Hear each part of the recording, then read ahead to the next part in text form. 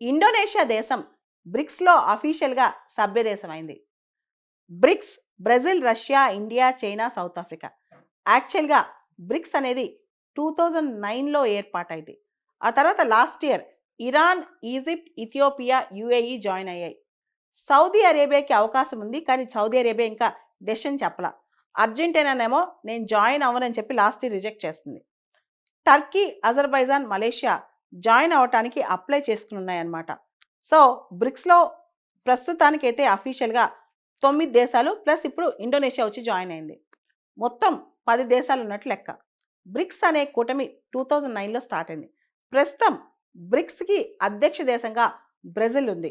Brazil Indonesia సభ్య దేశం అయిందని చెప్పి అఫీషియల్గా అనౌన్స్ చేసింది. సో ఇండోనేషియా ఇప్పుడు బ్రిక్స్లో అఫీషియల్గా సభ్య దేశం అనమాట. ఇప్పుడు అఫీషియల్గా ఇండోనేషియా బ్రిక్స్లో 10వ సభ్య దేశం అయింది. బ్రిక్స్లో ఇండోనేషియా జాయిన్ అవ్వకముందు ప్రపంచ జీడిపిలో బ్రిక్స్ దేశాల యొక్క జీడిపి 35%, ప్రపంచ జనాభాలో బ్రిక్స్ జనాభా అంటే బ్రిక్స్లో ఉన్న జనాభా మాత్రమే 46% అనమాట. ఇప్పుడు ఇండోనేషియా గురించి చూద్దాం. ఇండోనేషియా అనేది 3వ అతిపెద్ద ప్రజాస్వామ్య దేశం ప్రపంచంలో. దీంతో పాటు Indonesia 4th most populous country in the world. జనాభాలో చూసుకుంటే 28 కోట్ల జనాభా ఉంది ఇండోనేషియాలో. 4th most populous country in the world అనమాట. సౌత్ ఈస్ట్ ఏషియాలో ఇండోనేషియా లార్జెస్ట్ ఎకానమీ, అతిపెద్ద ఆర్థిక వ్యవస్థ సౌత్ ఈస్ట్ ఏషియాలో. ఇక ఇండియా ఇండోనేషియా సంబంధం విషయానికి వస్తే ఇండియా ఇండోనేషియా ట్రేడ్ అనేది $26 బిలియన్.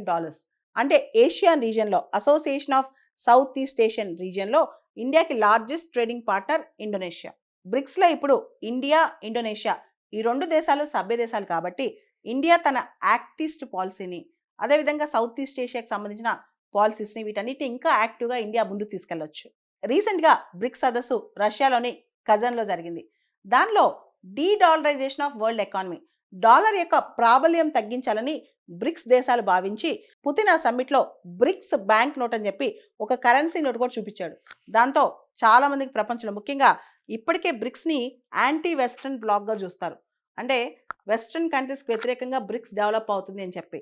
ఇప్పుడు ట్రంప్ ఏమన్నాడు తెలుసా? ఒకసారి మీరు కనుక డీడాలరైజేషన్ వైపు అడుగు పెడితే మీ పైన మేము విపరీతమైన ట్యాక్స్లు వేస్తాం, 100% ట్యాక్స్ చూస్తారు, బ్రిక్స్ ఇలాంటి కథలు పడతాయని చెప్పి ఆల్రెడీ ట్రంప్ వార్నింగ్ కూడా ఇచ్చాడు.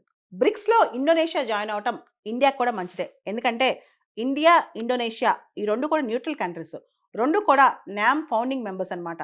ఇప్పటి వరకు బ్రిక్స్ని యాంటీ వెస్ట్రన్ బ్లాక్గా చూస్తున్నారు కదా. ఇప్పుడు ఇండోనేషియా మన దగ్గర జాయిన్ అవడం వల్ల మనలాంటి న్యూట్రల్ కంట్రీ ఇంకో కంట్రీ ఉండటం వల్ల ఏమవుతుందంటే స్ట్రాటజిక్ ఎకానమీ, ఓ పక్క రష్యా, చైనాని, ఇంకో పక్క అమెరికాని బ్యాలెన్స్ చేస్తూ ఇండియా స్ట్రాటజిక్ ఎకానమీ ఎలా మెయింటైన్ చేస్తుందో ఇండోనేషియా కూడా ఒక న్యూట్రల్ పాలసీ మెయింటైన్ చేస్తుంది అనమాట. అదే బేబాస్ అక్టీఫ్. ఈ పాలసీ ప్రకారం న్యూట్రాలిటీని అయ్యారు, అందరూ సమానమే, అందరితో ఈక్వల్ డిస్టెన్స్ ఉండాలి, అదేవిధంగా అందరితో ఫ్రెండ్షిప్ కావాలి అని చెప్పి. ఇది న్యూ వర్షన్ ఆఫ్ ఎటానమీ అనమాట. దీన్ని వ్యూహాత్మక స్వయం ప్రతిపత్తి అంటాం ఇండియన్ భాషలో. వాళ్ళ దగ్గర కూడా ఈ బేబాస్ అక్టీఫ్ అంటే ఆల్మోస్ట్ అలానే మీనింగ్. బ్రిక్స్ యొక్క major objective global south cooperation కాబట్టి ఇండోనేషియా బ్రిక్స్లో జాయిన్ అవటం అంటే one of the most populous country in the world Indonesia కదా. అలానే డెమోక్రటికల్గా కూడా ఇండోనేషియా చాలా యాక్టివ్గా ఉంటుంది. ఈ దేశం రావటం వల్ల బ్రిక్స్ యొక్క బలానికి, ప్రాబల్యానికి ఇంకా సపోర్ట్ చేకూరుతుంది. బ్రిక్స్ ప్రాబల్యం పెరగటానికి, బ్రిక్స్ అనేది ఇంకా ముందుకెళ్ళటానికి, ముఖ్యంగా G7 లాంటి వెస్ట్రన్ లెడ్ ఇన్స్టిట్యూషన్స్ కౌంటర్ వెయిట్గా ఉండటానికి ఇండోనేషియా వచ్చి చేరటం వల్ల బ్రిక్స్కి ఇంకా లాభం చేకూరుతుంది.